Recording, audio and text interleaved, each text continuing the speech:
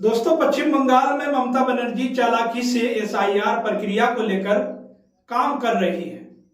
वो ज्ञानेश कुमार को पत्र भी लिख रही हैं और पश्चिम बंगाल में अपने समर्थकों को बिठाकर एसआईआर भी करवा रही है ताकि कोई भारतीय जनता पार्टी का कार्यकर्ता वहां पर लोगों के फॉर्म ना भर सके, लोगों के नाम ना काट सके।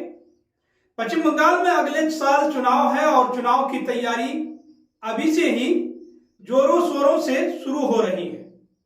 दोस्तों, भारतीय जनता पार्टी वाले इस बार पश्चिम बंगाल को जीतने का सपना देख रहे हैं, लेकिन क्या ममता बनर्जी ने पहले ही भारतीय जनता पार्टी को हराने के लिए मंत्र शुरू कर दिए हैं?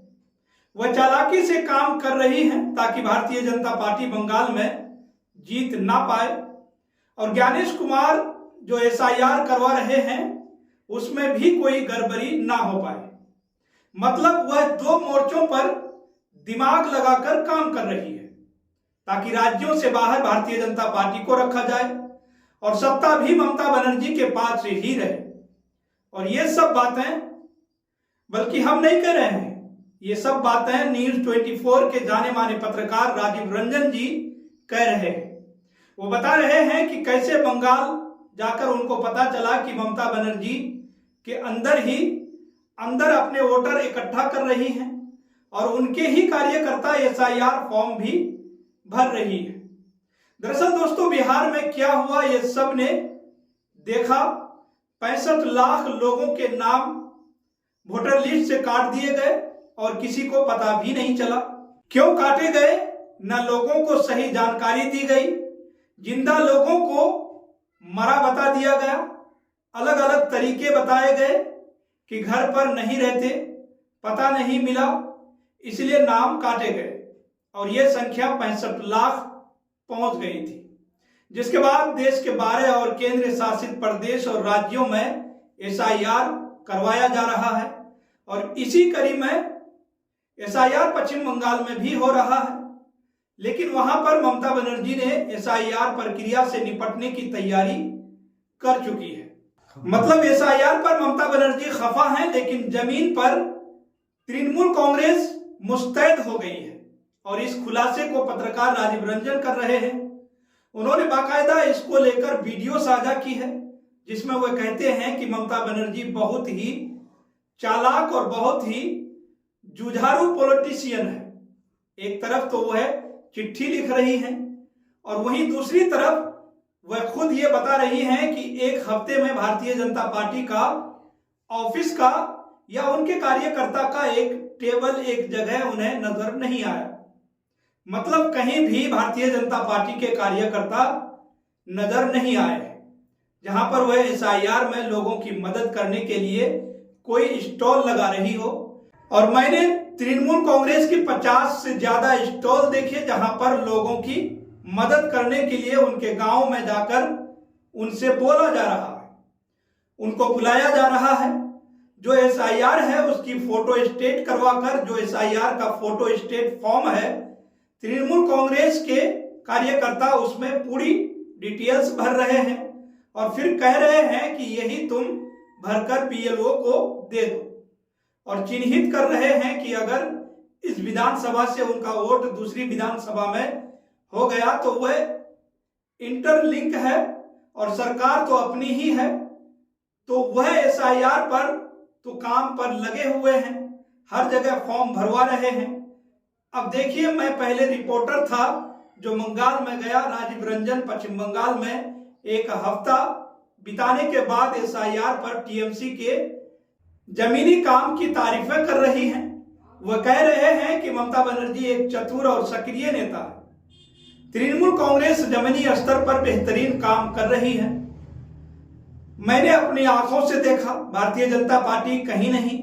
ममता बनर्जी ज्ञानेश कुमार को एसआईआर के खिलाफ पत्र भी लिख रही है और मुस्तैद भी पूरी है ताकि कोई गड़बड़ी ना हो सके। सीधे तौर पर राजीव रंजन कह रहे हैं कि तृणमूल कांग्रेस ने हर मोहल्ले में एसआईआर कैंप लगाए हैं, घर घर जाकर फॉर्म भरवा रहे हैं, वोटर लिस्ट से नाम खोज कर दे रहे हैं, बाहरी अनजान लोगों की पहचान करते हैं। अगर कोई बंगला नहीं है, बंगला भाषा नहीं बोलता तो उन्हें लगता है कि भारतीय जनता पार्टी का आदमी है और वह चौकन्ने हो जाते हैं। अगर कोई दूसरे राज्य से आया है तो भी यही होता है। दोस्तों, राजीव रंजन बता रहे हैं कि बंगाल भारतीय जनता पार्टी सड़कों पर कहीं दिखाई नहीं दे रही है। भारतीय जनता पार्टी शायद चुनाव आयोग के भरोसे बैठी है, लेकिन ममता बनर्जी जमीनी स्तर पर काम कर रही है। तृणमूल कांग्रेस जिस तरीके से हर वोटर की मार्किंग कर रही है, उस पर चुनाव आयोग कितना कुछ कर पाएगा ये देखना आगे काफी दिलचस्प होगा। दोस्तों, बंगाल में बिहार वाला खेल करना इस वक्त नामुमकिन लग रहा है। तृणमूल कांग्रेस ने जिस तरह से चुनाव आयोग को घेरा है, लगातार ममता बनर्जी सड़कों पर हैं, प्रदर्शन कर रही हैं, बीएलओ को साथ दे रही हैं। पश्चिम बंगाल में एसआईआर लॉक होने के बाद राज्य में लगातार विरोध प्रदर्शन देखी जा रही है।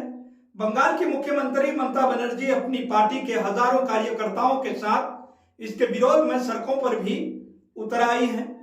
दोस्तों, ममता बनर्जी के नेतृत्व में तृणमूल कांग्रेस ने पैदल मार्च तक निकाले हैं।